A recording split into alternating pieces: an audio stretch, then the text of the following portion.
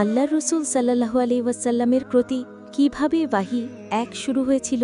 বই নম্বর 1 অধ্যায় 1 সহিহ বুখারী 1-এ বর্ণনা করা হয়েছে, আলকামা ইবনু ওয়াক্কাস আল-লাইসি রহিমাহুল্লাহ হতে বর্ণিত, আমি উমর ইবনুল খাত্তাব রাদিয়াল্লাহুকে মিম্বারের উপর দাঁড়িয়ে বলতে শুনেছি, আমি আল্লাহর রসুল সাল্লাল্লাহু আলাইহি ওয়াসাল্লামকে বলতে শুনেছি, কাজ এর প্রাপ্য হবে নিয়ত অনুযায়ী, আর মানুষ তার নিয়ত অনুযায়ী প্রতিফল পাবে। তাই যার হিজরত হবে ইহকাল লাভের অথবা কোনো মহিলাকে বিবাহ করার উদ্দেশ্যে, তবে তার হিজরত সে উদ্দেশ্যেই হবে যে জন্যে সে হিজরত করেছে।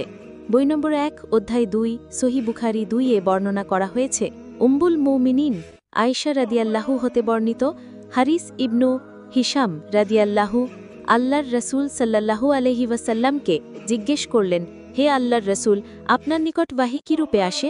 আল্লাহর রসুল সাল্লাল্লাহু আলাইহি ওয়াসাল্লাম বললেন, কিছু কিছু সময় তা ঘণ্টা বাজার মতো আমার নিকট আসে, আর এটিই আমার উপর সবচেয়ে বেদনাদায়ক হয়, এবং তা শেষ হতেই মালাক বা ফেরেশতা যা বলেন তা আমি মুখস্থ করে নেই।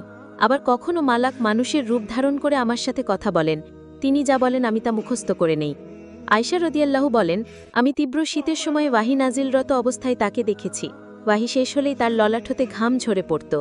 বই নম্বর 1 অধ্যায় 3 সহিহ বুখারী 3-এ বর্ণনা করা হয়েছে, উম্মুল মুমিনিন আয়েশা রাদিয়াল্লাহু হতে বর্ণিত, তিনি বলেন, আল্লাহর রসুল সাল্লাল্লাহু আলাইহি ওয়াসাল্লামের নিকট সর্বপ্রথম যে ওয়াহী আসে তা ছিল নিদ্রাবস্থায় বাস্তব স্বপ্নরূপে। যে স্বপ্নই তিনি দেখতেন তা একেবারে প্রভাতের আলোর ন্যায় প্রকাশিত হতো। অতঃপর তার নিকট নির্জনতা পছন্দনীয় হয়ে দাঁড়ায় এবং তিনি হেরার গুহায় নির্জনে অবস্থান করতেন। আপন পরিবারের নিকট ফিরে এসে কিছু খাদ্য সামগ্রী সঙ্গে নিয়ে যাবার পূর্বে এভাবে সেখানে তিনি এক নাগাড়ে বেশ কয়েকদিন ইবাদতে মগ্ন থাকতেন। অতঃপর খাদিজা রাদিয়াল্লাহুর নিকট ফিরে এসে আবার একই সময়ের জন্য কিছু খাদ্যদ্রব্য নিয়ে যেতেন।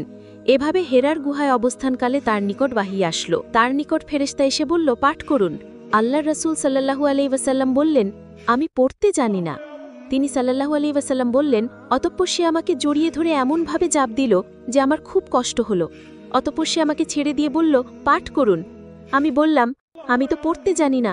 আল্লাহর রসুল সাল্লাল্লাহু আলাইহি ওয়াসাল্লাম বলেন, অতঃপর তৃতীয়বারে তিনি আমাকে জড়িয়ে ধরে চাপ দিলেন, তারপর ছেড়ে দিয়ে বললেন, পাঠ করুন আপনার রবের নামে যিনি সৃষ্টি করেছেন, যিনি সৃষ্টি করেছেন মানুষকে জমাট বাঁধা রক্তপিণ্ড থেকে। পাঠ করুন, আর আপনার রব অতিশয় দয়ালু। আলাক 96-1-3। অতঃপর এই আয়াত নিয়ে আল্লাহর রসুল সাল্লাল্লাহু আলাইহি ওয়াসাল্লাম প্রত্যাবর্তন করলেন। তার হৃদয় তখন কাঁপছিল। তিনি খাদিজা বিনতু খুয়াইলিদের নিকট এসে বললেন, আমাকে চাদর দ্বারা আবৃত করো, আমাকে চাদর দ্বারা আবৃত করো। তারা তাকে চাদর দ্বারা আবৃত করলেন, এমনকি তার শঙ্কা দূর হলো। তখন তিনি খাদিজা রাদিয়াল্লাহুর নিকট ঘটনা বৃত্তান্ত জানিয়ে তাকে বললেন, আমি আমার নিজেকে নিয়ে শঙ্কাবোধ করছি। খাদিজা রাদিয়াল্লাহু বললেন, আল্লাহর কসম, কখনোই নয়।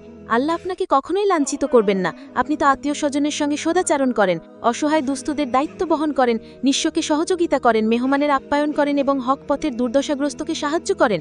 অতঃপর তাকে নিয়ে খাদিজা রাদিয়াল্লাহু তার চাচাতো ভাই ওয়ারাকা ইবনু নৌফাল ইবনু আব্দুল আসাদ ইবনু আব্দুল উজ্জার নিকট গেলেন, যিনি অন্ধকার যুগে ঈসাহী ধর্ম গ্রহণ করেছিলেন, যিনি ইব্রাহি ভাষায় লিখতে পারতেন এবং আল্লাহর তৌফিক অনুযায়ী ইব্রাহি ভাষায় ইঞ্জিল হতে ভাষান্তর করতেন।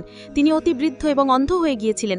খাদিজা রাদিয়াল্লাহু তাকে বললেন, হে চাচাতো ভাই, আপনার ভাতিজার কথা শুনুন। ওয়ারাকা তাকে জিজ্ঞেস করলেন, ভাতিজা তুমি কি দেখো? আল্লাহর রসুল সাল্লাল্লাহু আলাইহি ওয়াসাল্লাম যা দেখেছিলেন সবই বর্ণনা করলেন। তখন ওয়ারাকা তাকে বললেন, এটা সেই বার্তাবাহক যাকে আল্লাহ মুসা আলাইহিস সালামের নিকট পাঠিয়েছিলেন। আফসোস আমি যদি সেদিন যুবক থাকতাম, আফসোস আমি যদি সেদিন জীবিত থাকতাম যেদিন তোমার কম তোমাকে বহিষ্কার করবে। আল্লাহর রসুল সাল্লাল্লাহু আলাইহি ওয়াসাল্লাম বললেন, তারা কি আমাকে বের করে দেবে? তিনি বললেন, হ্যাঁ, তুমি জানিয়ে এসেছো অনুরূপ কিছু ওয়াহী যিনি নিয়ে এসেছেন তার সঙ্গেই বৈরিতাপূর্ণ আচরণ করা হয়েছে। সেই দিন যদি আমি থাকি তবে তোমাকে জোরালোভাবে সাহায্য করব। এর কিছুদিন পর ওয়ারাকা আলাইহিস সালাম ইন্তেকাল করেন এবং বাহির বিরতি ঘটে।